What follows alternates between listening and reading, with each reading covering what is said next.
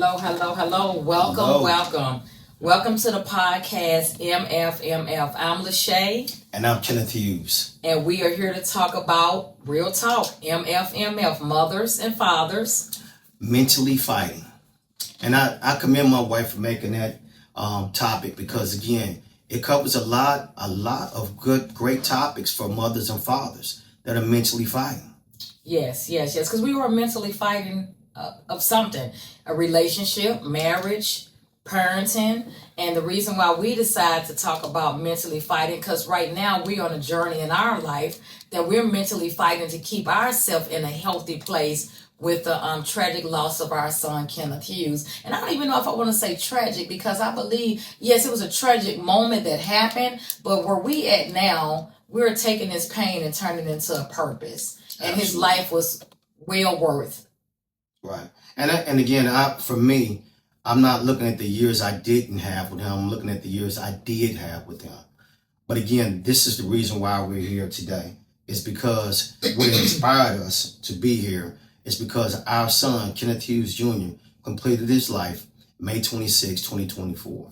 Yes, and I love that he said completed, because there was a big, thing that I wanted to always say is completed. I remember when he first completed his life, and I dialed the 988 number. Well, I talked to the lady from the 988, and I said he committed suicide, and she the one that corrected me and said, no, can you change your language? Because as we deal with this, you're going to learn to change your language and a lot of things. She said, how about you say complete? She said, because no one wants to commit anything. She said he did not want to commit it. He wanted to complete the pain that he was in. And that rang a bell to me. It opened my eyes to a lot of things like, wow, he wanted to complete because it was so much pain that he was going through.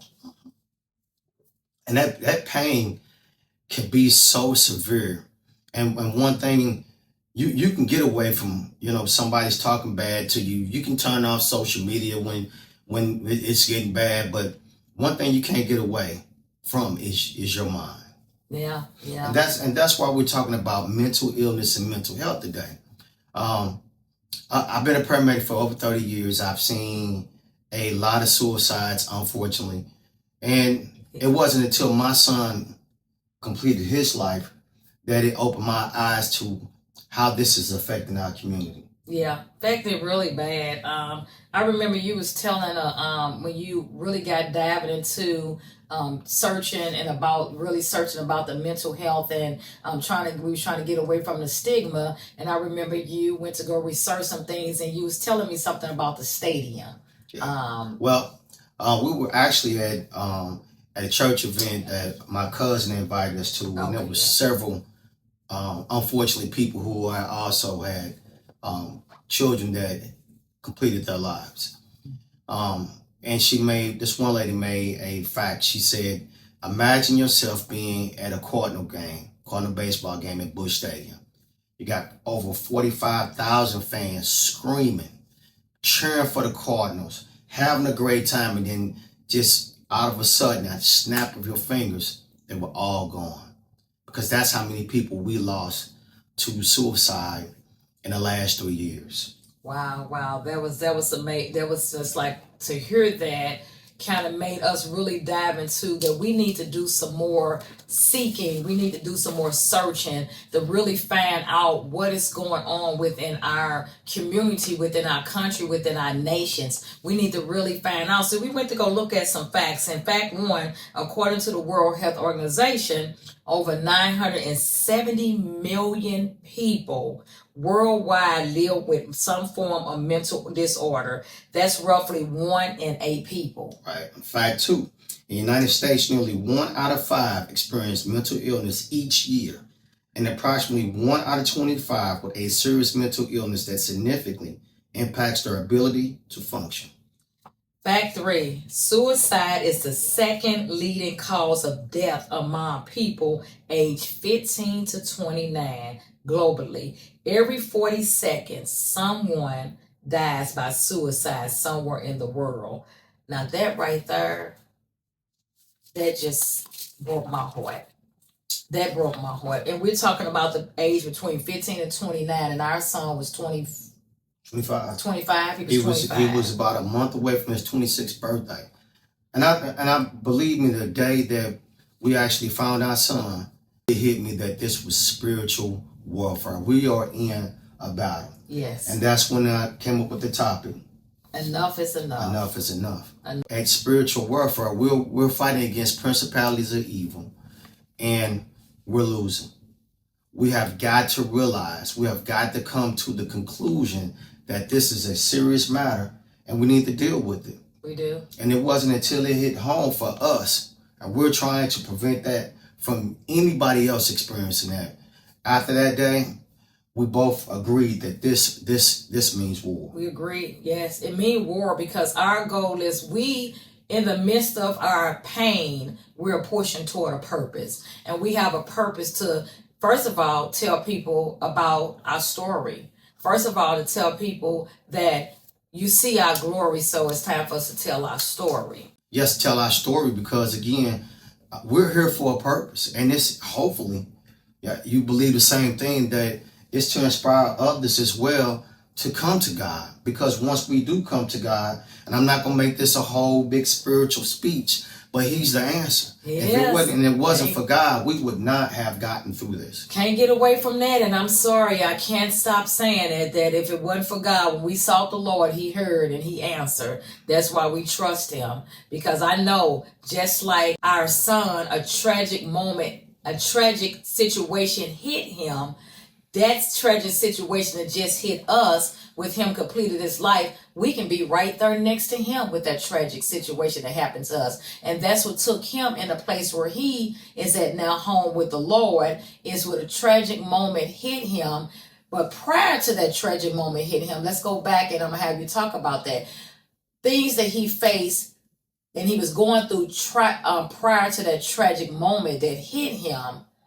Like they said right here, we got over 970 million people that deal with some type of mental disorder, and we think that every mental disorder is completely, the first thing to it is suicide. No, it don't start off with the first thought of completing your life. It start off with some mental challenge that you facing throughout your life that you didn't go get the help for or talk about it, and we just push it underneath the rug. So let's talk about that. So we're talking about mental health, not getting the help, or having good mental health, now leading into mental illness, being schizophrenic. These are technical terms that the medical field uses when you're that mental health is now is so bad now it's pushed into a mental illness.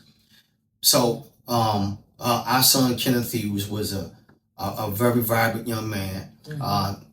At 17, he was one of the youngest managers at Jimmy John's, mm-hmm. making over $65,000 a year. And the only reason I knew that is because he unfortunately one of his best friends, and this is probably what started some of his mental illness, was killed in a drugs transaction. And from that point, I can tell that situation changed him. Mm-hmm. That's when he started really talking about suicide and, having some mental challenges. But believe me, this young man was at the top of his game. When he left Jimmy John's, he started working for Lotta Now. He was making more money than me. He was making $160,000 a year, traveling around the United States. He had an apartment down on Washington, a condo up on the 10th floor, driving a BMW, had his own truck, just at the top of his game, on the outside. And that's what I want to just say. I want to question you with that. You just said all the things that he said. He had all the material stuff that he had. Kool-Aid smile, very handsome young man, very bright, smart young man. But we just said all these things as you were saying that, my thought was, all these things are good to have, but what's the best thing to have is your mind. Right. And we still go back to the Bible on this when he says that, what is a man to gain the world but lose his soul? Good. He said you can have the prettiest house on the mountaintop, the nicest car, and still be mentally challenging. Yes. Because at the end of the day, you have to have that peace of mind, that journey walk with God that's going to bring you that peace. Yes. But with our son, he was just like the rest of us. He was trying to deal with his demons, I say, on his own. He was trying to self-medicate. And I don't know the last time I've seen a doctor do his own surgery on his own body. If you have a heart attack, I don't remember a doctor committing or doing surgery on himself, but that probably was the first step of him not really getting help. Mm-hmm. However, in 2023, his grandfather passed. Yeah. And 2 weeks after his grandfather passed, and his grandfather was a big part of his life. Yes. James Harris Sr., he was a big part of his life. Yes. And 2 weeks after that, he had gotten shot in a domestic violence situation. Mm-hmm. And he had a life or death fight with a young man who shot him. Mm-hmm. And after that, it changed him. Yes. It took his mental health, which was poor, and turned it into mental illness. Yes, and that's key right there, what you just said. I like how you broke that down, where we took the mental health that we was, mentally healthy, that turned into mental illness because we didn't take care of our mental health.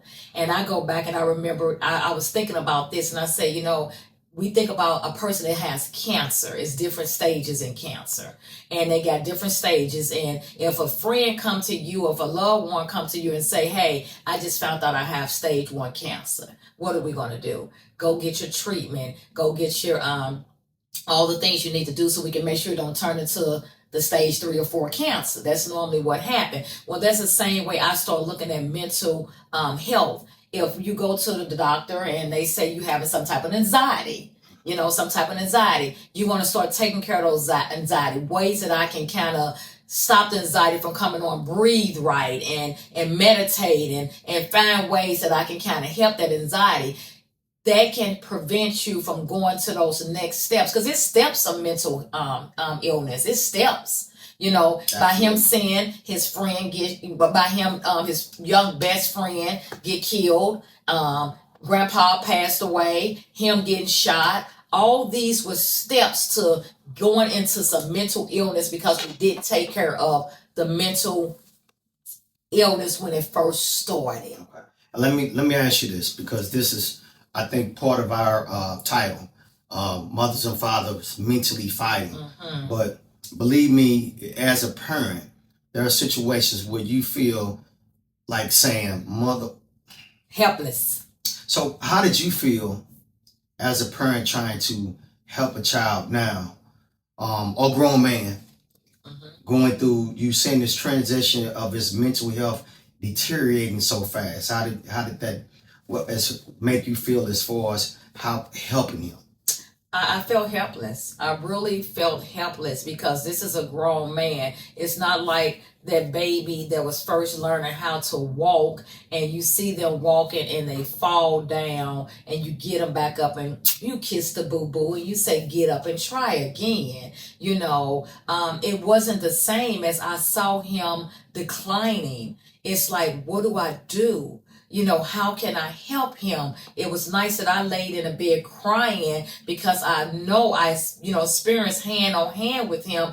We experienced it sitting in a hospital with him when he thought about suicide, or him riding in a car with me and having an anxiety or panic attack. Right. And this is where I found out that his mental health had deteriorated so much, because I was on the phone with my wife at the time, and I saw that.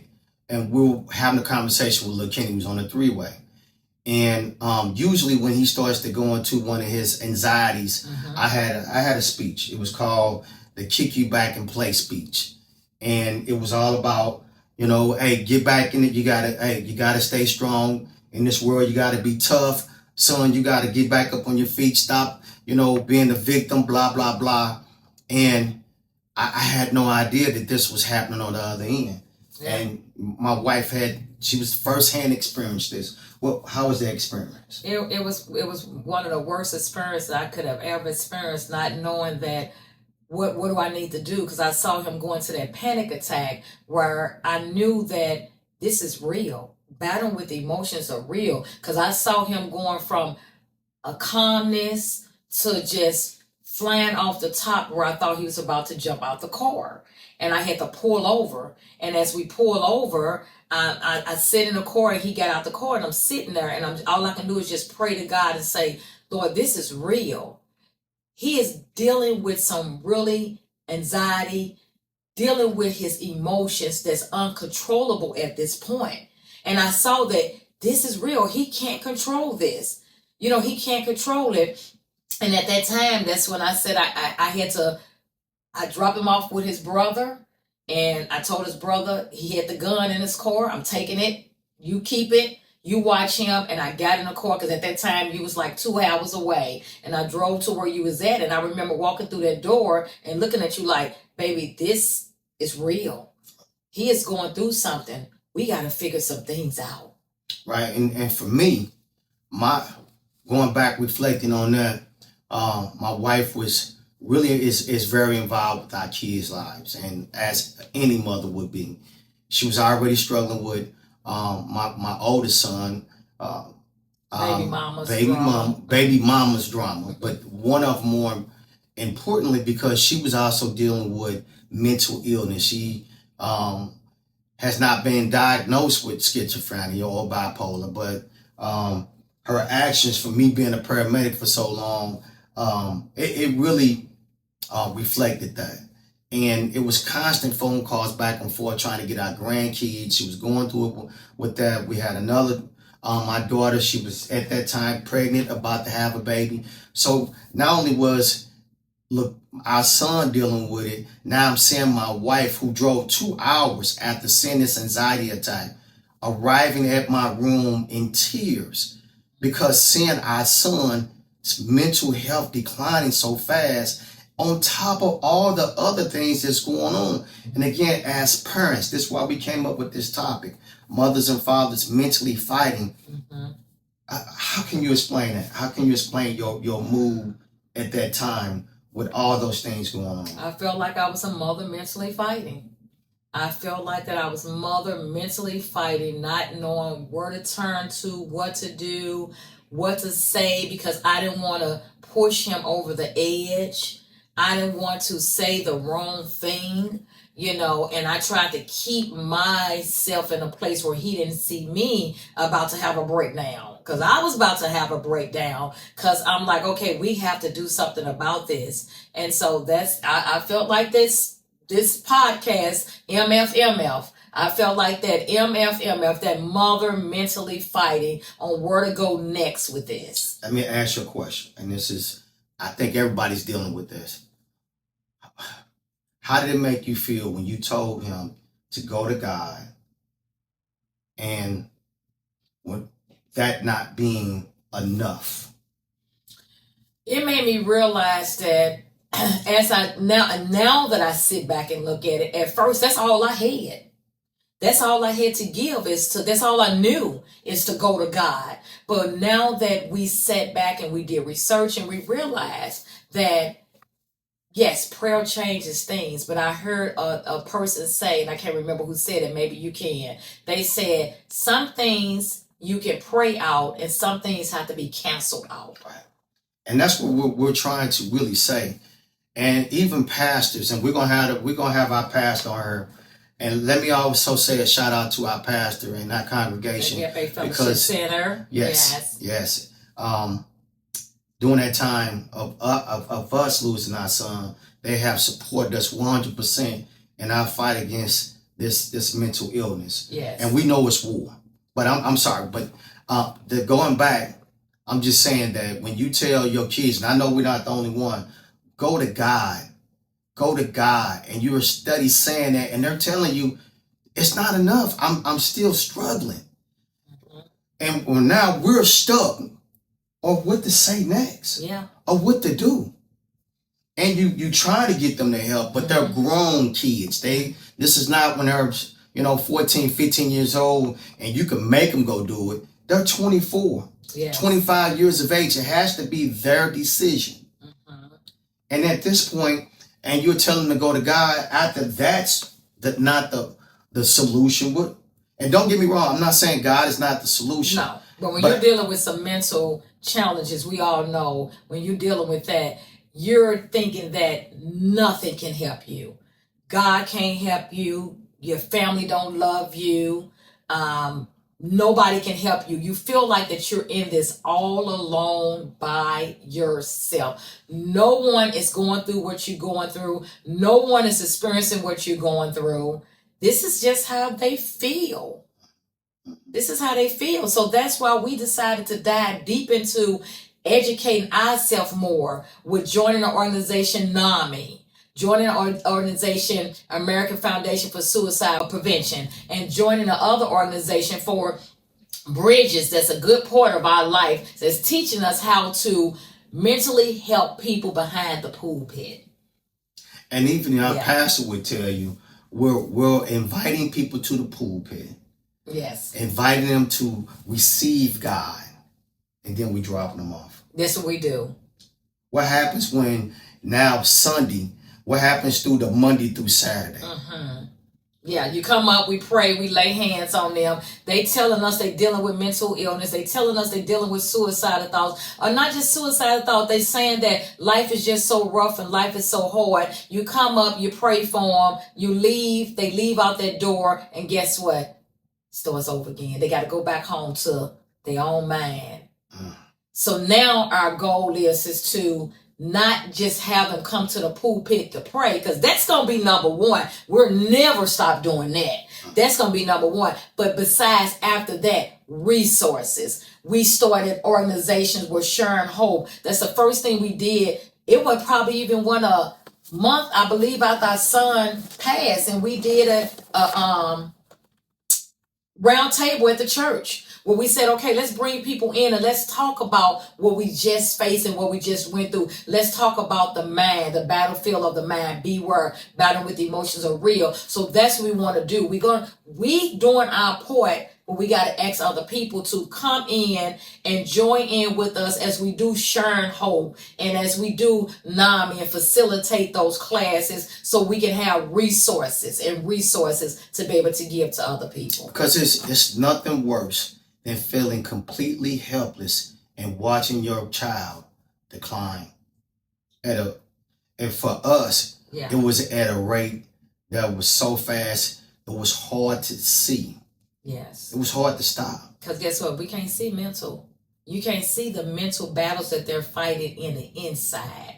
The times that, if you, and quote me if I'm wrong, the times that we saw him, we were just happy to see him happy. We was happy to see him, but see, we can see that, but we got to dive deep into it to get, talk to them about what's going on in here, because we can see what's going on the outside. We got to be willing to talk about it. Well, they have to also be receptive to it. That's right. But I would say once we, after the fact that our son had already completed his life and getting these techniques from NAMI and these other organizations, they really put a finger on what we were dealing with and gave us more tools. But again, this decline was really fast. We tried to send him to therapy. Therapy didn't work. He had that traumatic experience. His defenses and his attitude got 10 times worse. Mm-hmm. It was 10 times worse. And this young man probably had 2 fights his entire life. He was getting into fights almost every weekend after we nursed him back to health. Now, the other time that I seen him lose it, and this is after the traumatic experiences, because after he had gotten shot, he had a bullet lodged in his hip, and he also had to get his artery removed and redirected in his calf. So it was a period of time he came to stay with us, and we had to help nurse him back to health. And at the end of that, he wasn't 100% healed. He got so mad at us because my wife set some boundaries. He had this huge dog that he wasn't taking care of, and there was a lot of things going on, and it was just setting some boundaries. He got so mad that he walked out the house after we nursed him back to health, and we didn't hear a speak to him for 2 months. 2 months, and that was doing it. Blocked our telephone numbers. Mm-hmm. Huh? What else?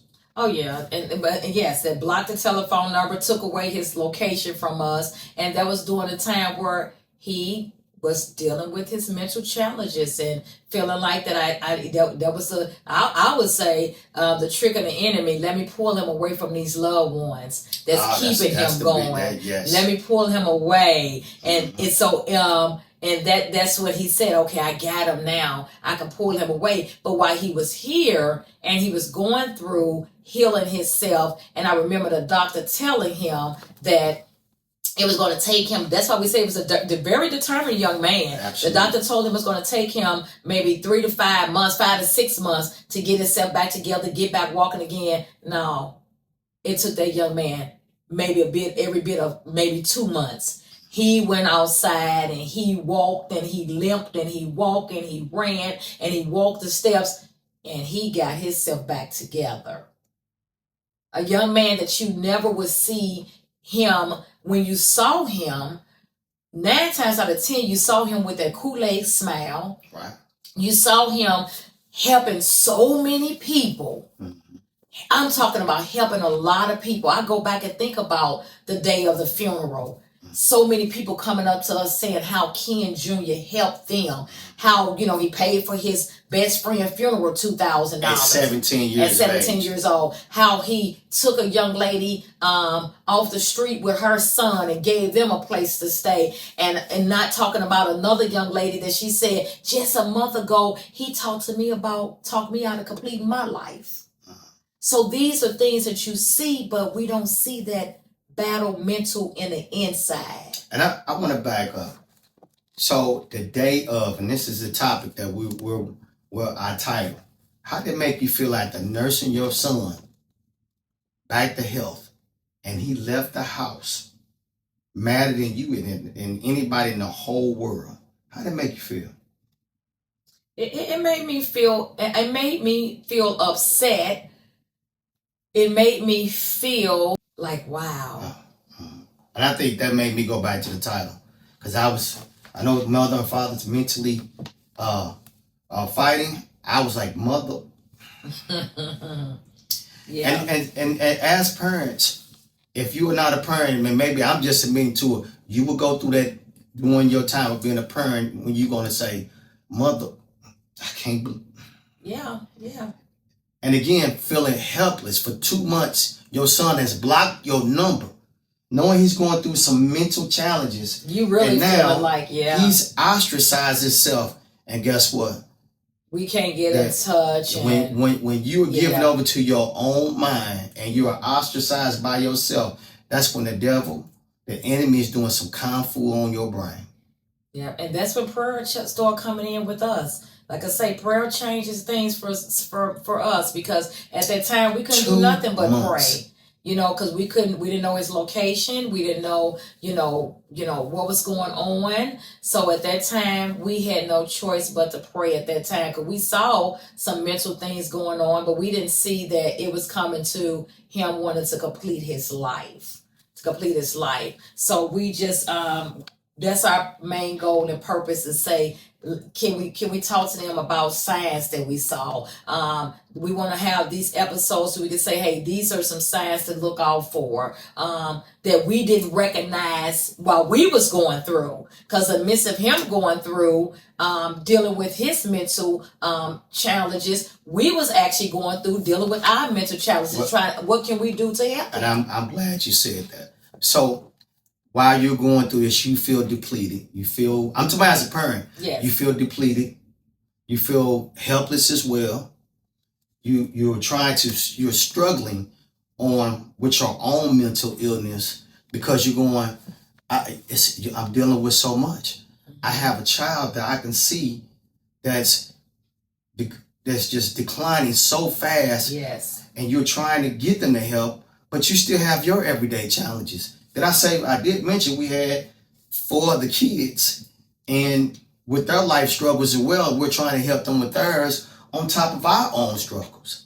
And actually, I keep saying that you can't help somebody unless you're in a position to help yourself.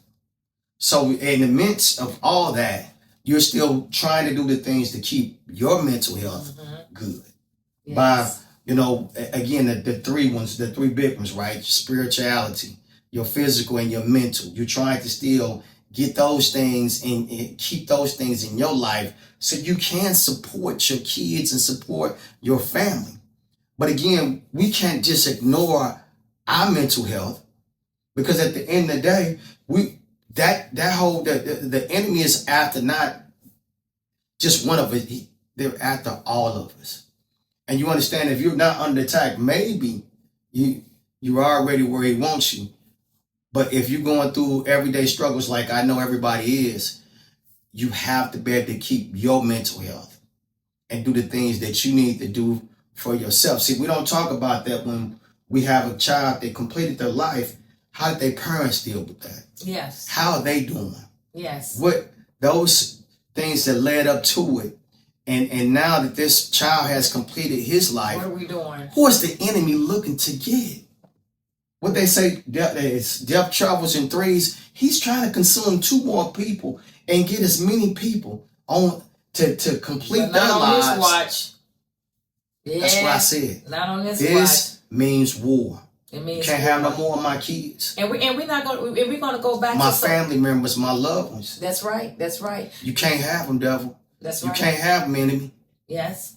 And that's why we're doing this podcast. This podcast is going to be all about what do we deal with as mothers and fathers? How can we mentally, healthily, mentally fight? Because we got to fight. So this is what the podcast is all about. How can we mentally, healthily fight? Because we talk about not even just after our son completed his life, 6 months later, we was burying our niece. We was burying her. So whoa, hold up, wait a minute. Now, what can we do to make sure we're mentally healthy, taking care of ourselves? So this is a journey we're on right now. How can we help mothers and fathers mentally healthy, take care of themselves? How can we help our family members, our loved ones, our sisters, our brothers, our families, our friends? How can we help them take care of themselves? We have took some steps.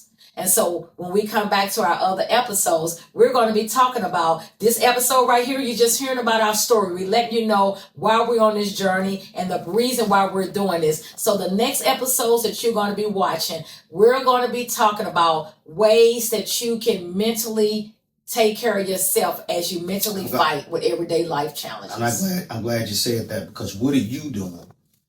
Even besides our podcast, what are other things that you're coming with? That you were talking about with the ladies Yeah, so we're going to be having a podcast talking about You See My Glory, Let Me Tell My Story, because I'm going to dive into some other episodes about how, because I want you guys to show we could talk about all day long that we're healing and we're making it through this. We're going through it and we're getting through it and we're making it through it. But I want to tell you and talk to you about how and things that I'm doing in secret behind the closed doors, because people tell me all the time, you don't look like what you're going through. And I want to tell you, I may not look like what I'm going through, but I'm going to tell you, it's some things behind the door. Stop, Lachey, stop. What does that mean? Well, I'm just wondering, what does that mean? You don't, what does that mean? You don't look like what you're going through. What does that mean? Don't look like what I'm going through, because most people know that I held my dad's hand when he took his last breath over and matter of fact, August the 6th of 2025 will be 3 years. We dealt with our son getting shot and trying to nurse him back. How am I mentally fighting with this? What am I doing mentally fighting with this? So we want you guys to make sure you come back and watch the other episodes that we're going to be talking about how we are mentally fighting and how can we mentally keep ourselves healthy in our mental fights. Right. And I want everybody to know that our passion now, our purpose is to make sure that we're explaining and hopefully getting you some tools to take them past the pulpit, to take them past when what happens when you lead them to God and they don't want to go to God in a manner that will take them and complete them and keep them in that perfect peace. What happens when they need therapy? What happens when they need medication? What happens when they need group therapy? After our son passed, I went to therapy. We went to therapy as a family. Yes, we did. that worked for a small period of time for me, but the group therapy that Pastor Pye and I had at the church for at least 6 months did wonders for me. Yes. And the main reason find why, out what works for you, right, was I was able to hear from other men and their daily struggles. Yes. So you have to be able to go out there and find out what works for you. Yes. What works for them. Again, when you're dealing with an adult, you can't just grab them by the head. You can, but you probably won't like the jail time or the response you might get. I don't know. It might work for you. But the son that we had, it would only make things worse. And again, that's where, as a parent, and I'm not telling you wrong, because there's no playbook on being a parent. Right. This ain't the 60s where just kicking a behind is gonna get them right. However, because battle with emotions are real. 100%. So 10 years ago, it's been 10 years ago, my wife wrote a book. Shay wrote a book. Can you tell us about that book? Yeah, wrote a book. And why it's important today? Yeah. What we're going through? Yes, because I wrote this book about 10 years ago, and I didn't, I just heard God say write it, and I wrote it because I was dealing with some things within myself. 6 weeks to a better you, applying the everyday AAA to your life, affirmation, attitude, and action. I love how my God just give me these little different words or just letters, for real, different letters, because I took the AAA, affirmation, attitude, and action, and I applied that to my daily life. I applied it to it. So now I see the purpose of him having me write that book was, now I can use this book to apply to this right here, where people can. My wife is the acronym king. There you go, the queen. acronym. The acronym queen. I am. She can do, if you want a person to take whatever I did and make an acronym that's unforgettable, she. Yeah. So I'm sorry. No, that's good, because the therapist said to me, she was like, you got a gift, right? Some people can come to you and say, hey, I'm thinking about this, or that. She say, how did you come up with that MFMF? How did you come up with that AAAA? I just, it's just, I do a lot of meditations. It's a gift that God gave me. But anyway, the book, I think, will help a lot of people right now in this time. I never sold the books. I don't too much talk about that I'm an author. I think I just did what God told me to do at that time. But now I see why he had me do that at this time, because this can help a lot of people with AAA, applying the affirmation, attitude, and action. Because not only do you have to speak the affirmation, you got to change your action, and you got to change your attitude. So taking and changing your attitude, and now when you change your attitude and you speak that affirmation, you got to take action. You got to take action. What the words say, faith without work is dead. It's dead. So now we got to take action. So that's exactly what me and Ken is doing right now. We're taking action on something in this pain. We're taking a leap of faith, knowing that we got a purpose in this pain. So we want to, I'm going to close up, and and Kenny's going to close up. I'm going to close up saying that we have a purpose in this pain.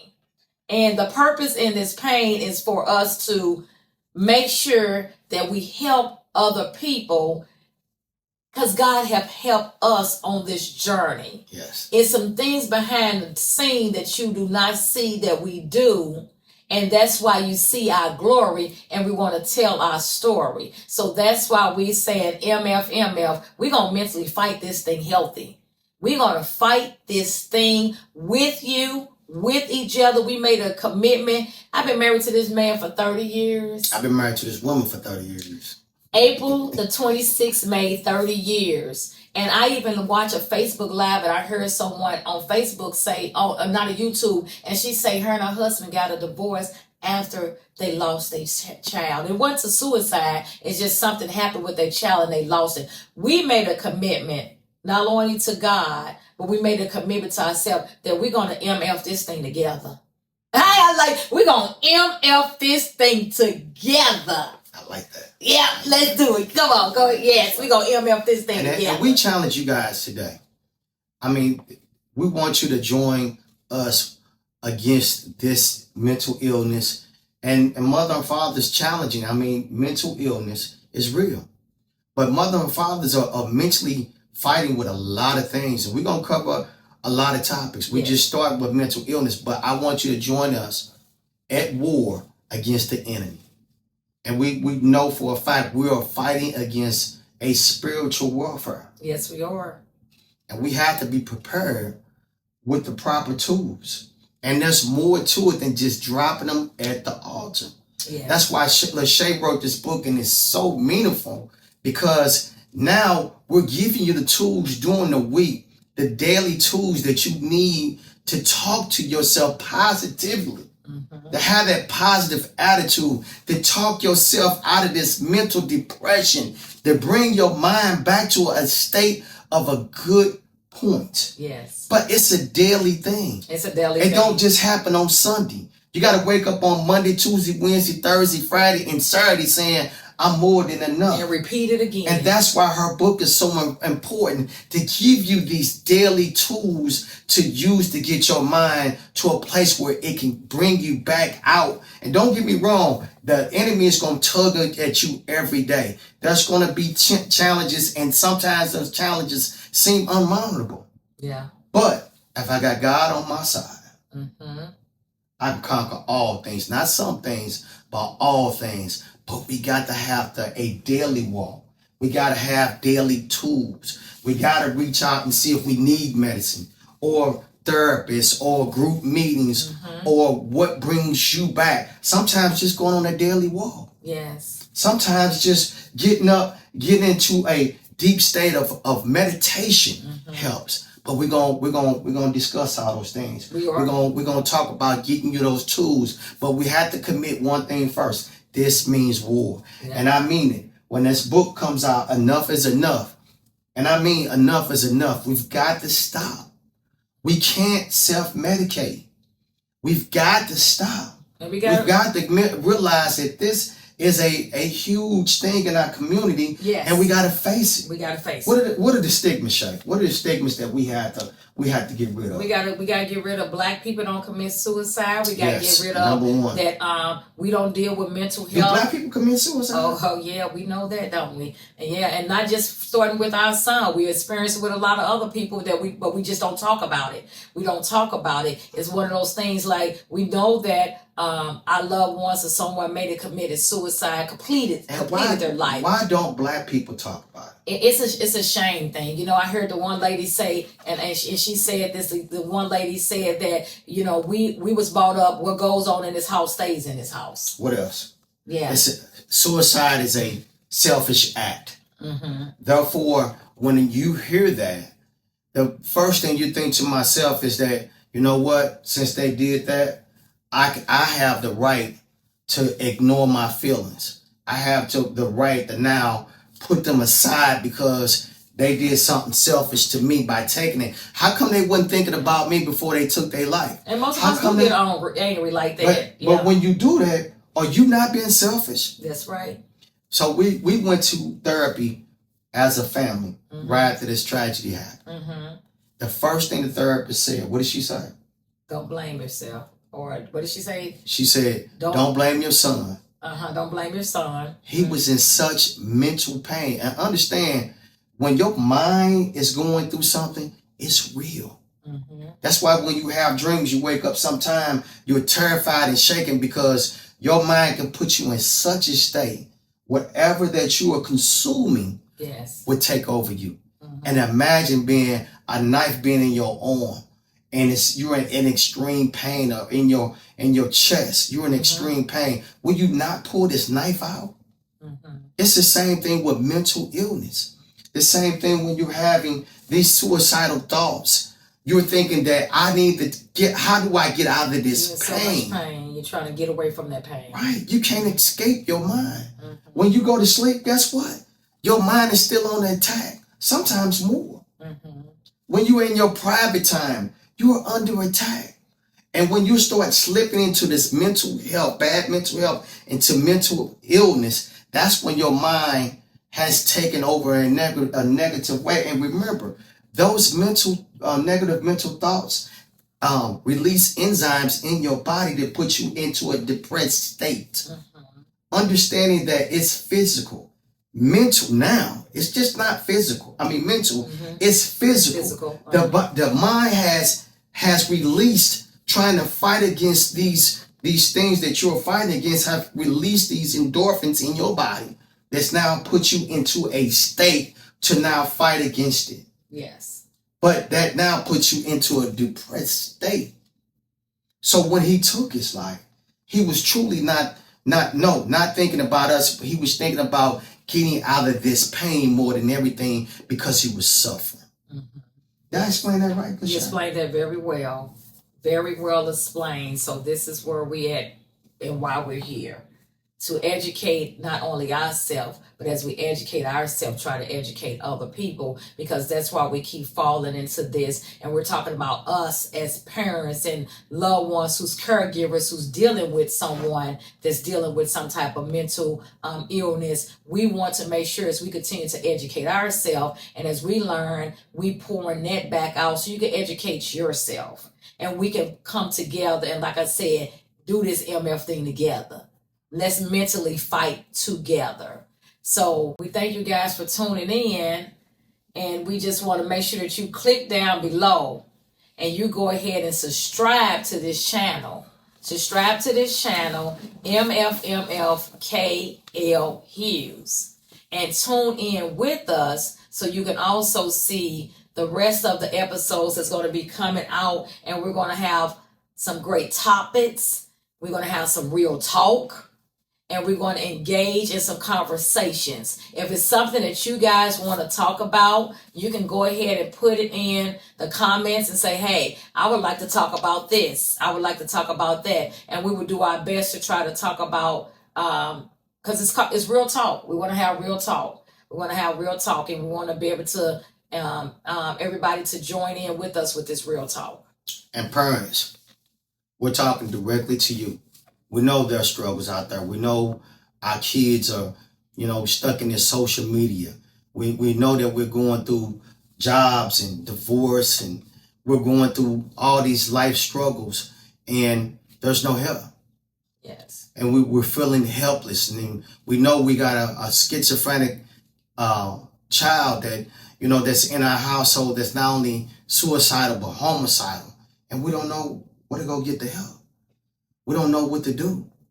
We're struggling ourselves as parents, and we need to have resources to get us back to normal. Yes. So we're here, and yes, we're concluding this saying that, hey, join us on our podcast. Join us, and we're going to go on this journey to get out these parents that are mentally fighting. We're going to get you that help. We're going to talk about it. We're gonna be about it. Yes. We're gonna make sure. But I'm gonna go back and say, I'm gonna shout out to our church. If you need a place to, and you don't have to come to the physical address. You can watch it online. Agape Fellowship. Our pastor Pi does a excellent job on bringing the word. And if you don't have God, we're gonna end every time by offering God to you. Yes. Yes. So if you want to join us every Saturday at 10 a.m. Saturday. Every Saturday. Every Saturday at 10 a.m. at 1065 Melanthi in Florissant, Missouri. 1065 Melanthi in Florissant, Missouri. You can come to Agape Fellowship Center in person, or like you said, you can go live and watch us. But we want to take that first step is introduce you to God if you don't know God, or telling you to turn your life back over to God. But we're not going to leave you right there. We're not going to leave you right there. We have meetings at our church. We have group sections at our church. We have one-on-one mentor, one-on-one counseling. We even have free therapists. If you feel that you need a therapist, you feel you need a counselor, you can reach out to us and we can get you in contact with resources. We have plenty of resources at Agape Fellowship Center. We thank you again for tuning in to... Just one more thing. One more thing. So... this is what I tell people who need help and don't get the help. Okay, so there was this man. He stayed in his house by himself, and a flood was coming. It was all over the news. Flood's coming, and so the rain started. At this point, the man was still staying in his house. So eventually, the flood got so bad the people came to his house and said, hey, you know the flood is coming. It's already raining. We're here to get you out. Would you come with us? Man said, no, I'm staying at my house. God's going to save me. Mm-hmm. So the guys looked around, the rescuer said, okay, all right. So they came back a week later. At this point, the guys, he's on top of his counters in his kitchen top, and they had to come by boat. Mm-hmm. So at this point, they get in the house. They say, hey, come on. We're here to help you. Get on the boat. We got you. He was like, no, God's going to save me. So they said, okay. They left again.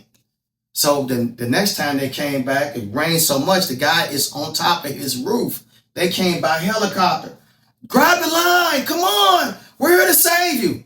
He screamed back again saying, no, God's going to save me. Helicopter took off. So eventually got drowned in the flood.